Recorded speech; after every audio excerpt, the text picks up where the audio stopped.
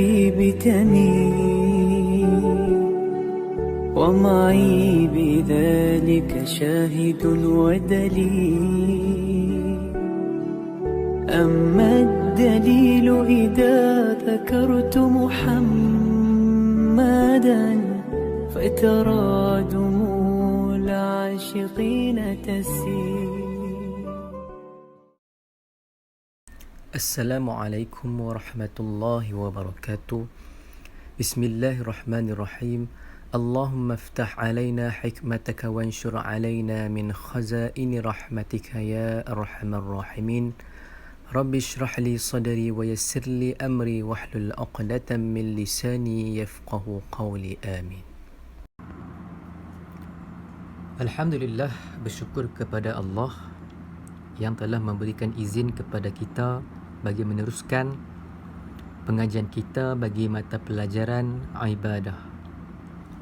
Seterusnya kita sambung pelajaran kita bagi muka surat 9. Ya, buka buku teks untuk muka surat 9 yang bertajuk syarat-syarat sah azan. Setiap benda yang kita buat dalam ibadah mestilah ada syarat-syarat sahnya. Solat ada syarat sah dia, azan ada syarat sah dia, wuduk pun ada syarat sah dia. Ini adalah syarat sah azan bagi orang yang nak azan. Okey, yang pertama adalah masuk waktu. Okey, untuk kita azan ini hukum dia sunat. Jadi untuk kita azan mestilah kita memastikan telah masuk waktu solat. Kerana azan ini adalah untuk memberitahu kepada umat Islam bahawa telah masuk waktu solat fardu. Jika kita azan awal daripada waktu yang sebenarnya, maka ia memberi kekeliruan kepada orang yang nak sembahyang. Contohnya, kita dengar azan pukul 4 pagi. Kita ingat subuh dah, bangkit sembahyang. Tengok-tengok tak subuh lagi. Macam itulah. Kita mesti pastikan bahawa telah masuk waktu. Yang kedua adalah Muslim. Mestilah Muslim, kerana ia disyariatkan untuk yang beragama Islam. Jadi kita kena memastikan orang yang nak azan itu adalah orang Islam, bukannya orang yang bukan Islam. Yang ketiga adalah mumayyiz. Mumayyiz ni adalah budak yang boleh membezakan di antara baik dan buruk. Kita nak tahu budak tu dia dah mumayyiz ataupun tidak, antaranya adalah dia boleh basuh berak sendiri, dia boleh kencing, basuh berak, basuh kencing dia boleh basuh sendiri, dia boleh makan sendiri, tak payah ada orang nak ajak dia dah. Jadi ia telah mumayyiz. Yang ketiga mumayyiz. Yang ketiga adalah yang keempat adalah lelaki. Bagi azan ini hanya disyariatkan untuk lelaki. Kerana apa? Kerana kalau disyariatkan kepada wanita, disebabkan wanita itu suara mereka adalah dianggap aurat. Jadi ia akan menimbulkan fitnah kalau perempuan azan. Yang kelima adalah lafaz dalam bahasa Arab. Lafaz dalam bahasa Arab ini ialah kita menyebut seperti mana lafaz azan macam ni. Allahu Akbar, Allahu Akbar. Bukannya kita sebut dalam bahasa Melayu. Allah Maha Besar, Allah Maha Besar. Yang tu bukan cara azan. Tak sah kalau kita azan dalam bahasa Melayu. Jadi kita kena azan dalam bahasa Arab. Yang keenam adalah tertib. Tertib tu maksudnya kita azan bermula daripada Allahu Akbar, Allahu Akbar, Allahu Akbar, Allahu Akbar. kemudian asyhadu an la ilaha illallah, kemudian asyhadu anna Muhammadar Rasulullah, kemudian hayya 'alas salah, kemudian hayya 'alal falah. Semua tu 2 kali lah. Kemudian Allahu Akbar, yang terakhir la ilaha illallah. Kalau kita tak ikut tertib, kita mula-mula kita nak azan, kita terus hayya 'alas salah. Yang tu tak ikut tertib, tak sah kalau kita azan tidak mengikut tertib dengan betul. Okey, baca sikit info di bawah. Azan tidak diperintahkan ke atas kaum wanita kerana mensyariatkan suara mereka. Kerana mensyariatkan azan itu, suara mereka dibimbangi akan menimbulkan fitnah. Okey, kita bimbang kalau perempuan ni disyariatkan azan ke atas mereka, jadi ia menimbulkan fitnah. Kerana suara perempuan ini suara dia lembut.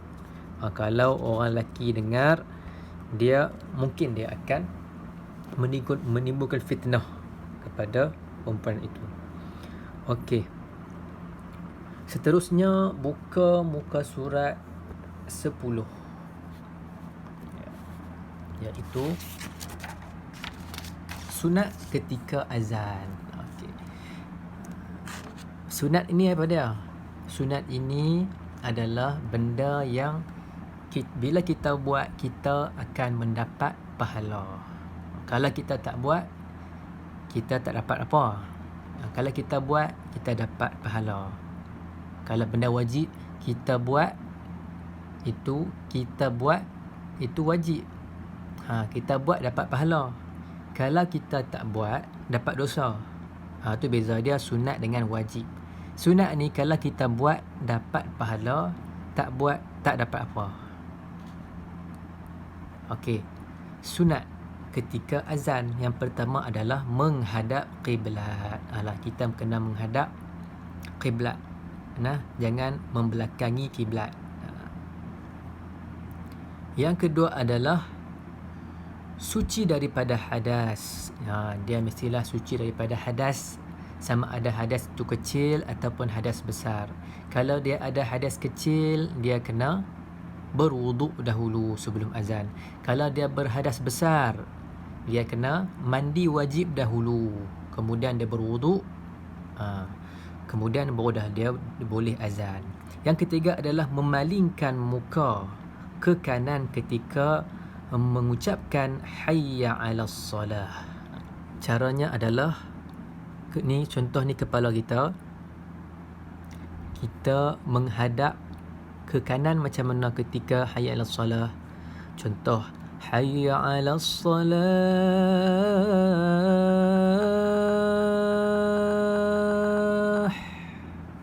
Macam tu. Hayya 'alas salah.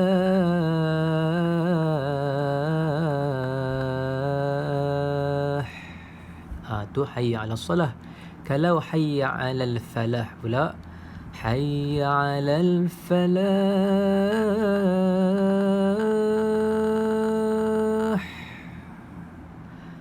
Hayya 'alal falah.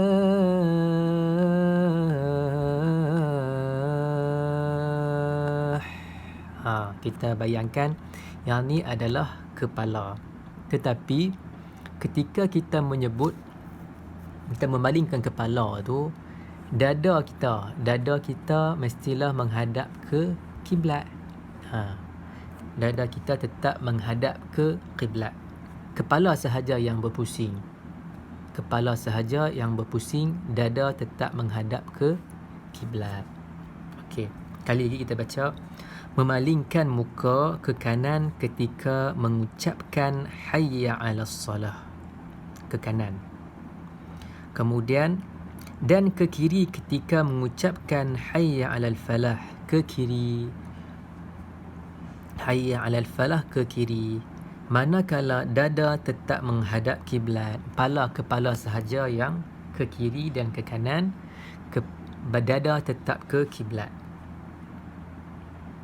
Seterusnya adalah perkara sunat yang keempat adalah tarja'. Okey. Tarji' iaitu menyebut asyhadu anna Muhammadar Rasulullah 2 kali. Okey, sebenarnya mungkin di sini ada kesilapan cetakan sikit untuk buku ni. Cara yang betul untuk mengucapkan tarji' adalah kita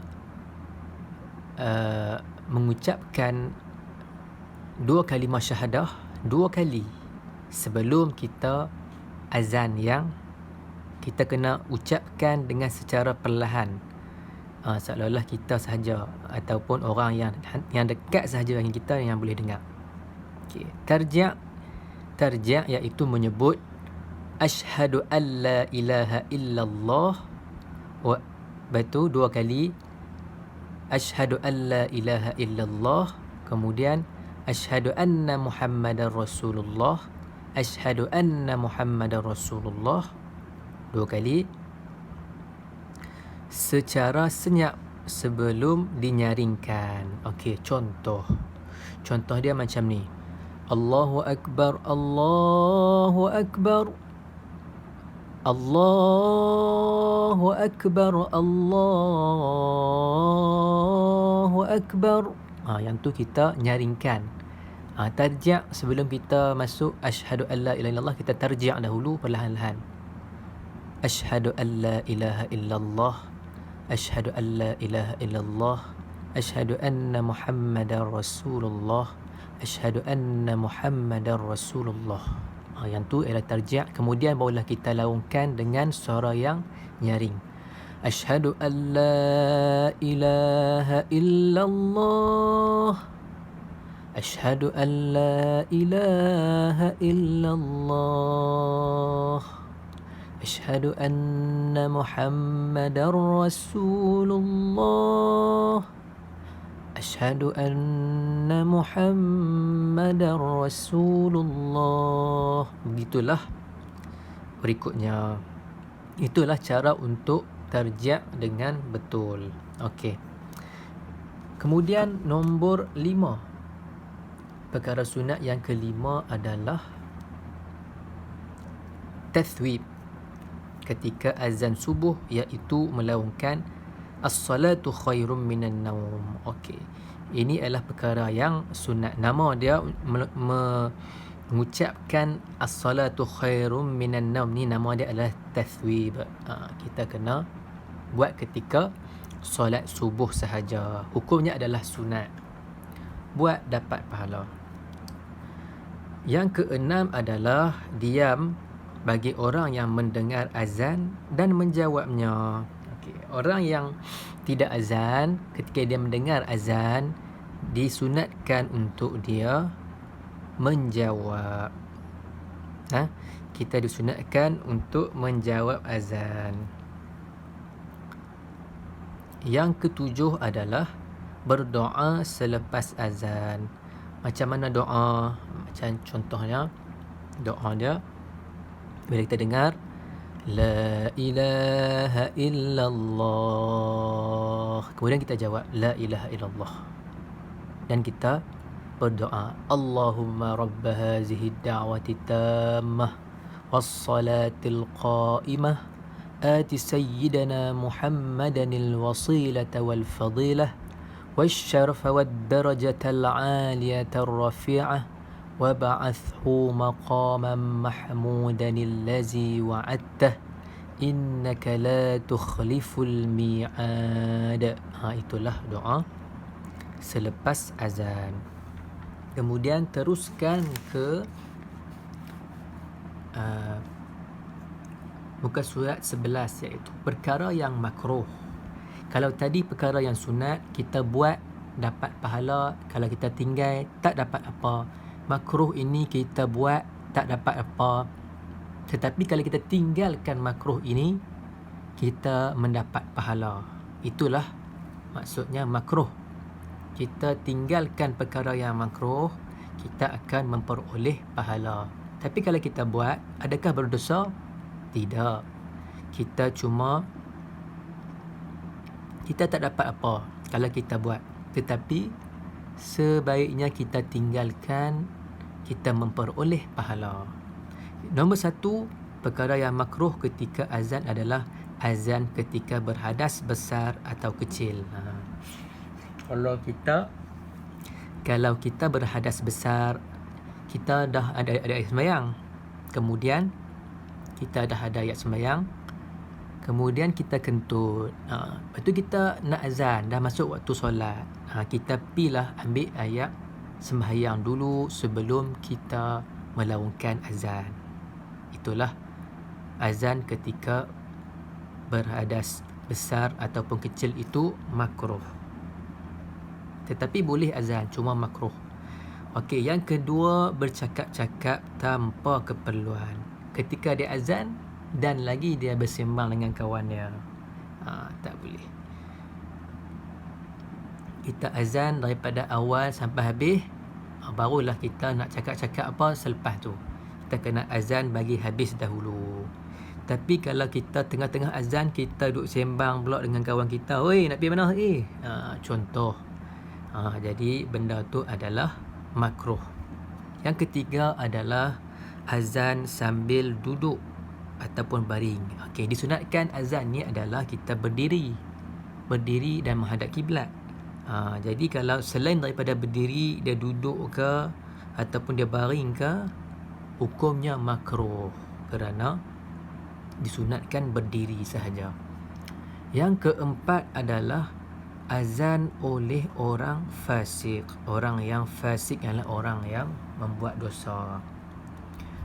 Kita mestilah bukan orang yang fasik sebelum kita azan. Jadi sebelum kita azan tu, seeloknya kita beristighfar dahulu. Kita beristighfar dahulu sebelum azan. Astaghfirullahalazim allazi la ilaha illa wal hayyul qayyum wa atubu ilaih. Sebelum azan. Kemudian nombor 5 adalah memanjangkan suara sehingga berubah makna lafaz azan. Dia panjang, dia terlalu panjang sehingga mengubah makna azan. Okey. Azan yang betul adalah kita menyebut Allahu Akbar, Allahu Akbar. Itu azan yang betul. Tapi kalau kita terlalu panjang, Allahu Akbar, Allahu Akbar. Jadi kalau kita mengubah, kita azan macam tu, ia adalah mengubah makna azan tu sendiri. Jadi kita kena jaga benda tu supaya kita tidak mengubah makna azan. Okey. Kemudian baca sedikit di bawah ada info yang kat sebelah. Selain dalam solat, azan turut dilaungkan dalam situasi berikut. Apa dia?